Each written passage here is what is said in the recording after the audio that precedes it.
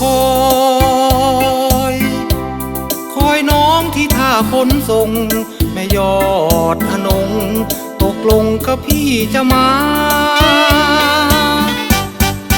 หลงเฝ้ามองคอยน้องไม่เห็นหน้าแม่ยอดที่ว่าไม่น่าจะมาลวงกันนัดเธอมาเจอคืนนี้น้องพี่ไม่น่าแปรผันทิ้งพี่ให้ต้องเพ้อฝันเฝ้ารำพันเดียวดา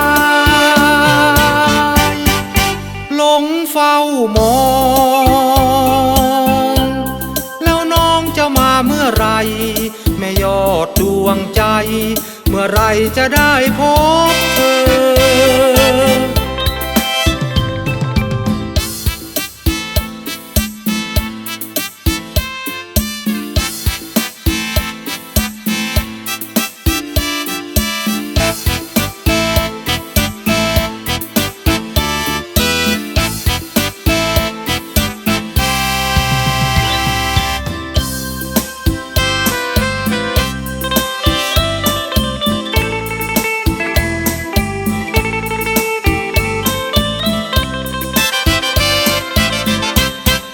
หลงเฝ้าคอ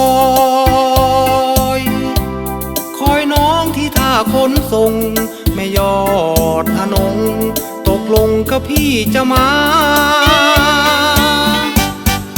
หลงเฝ้ามองคอยน้องไม่เห็นหน้าแม่ยอดที่ว่า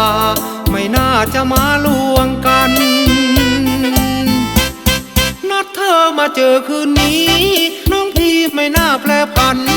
ทิ้งพี่ให้ต้องเพ้อฝันเฝ้ารำพันเดียวดายหลงเฝ้ามองแล้วน้องจะมาเมื่อไรแม่ยอดดวงใจ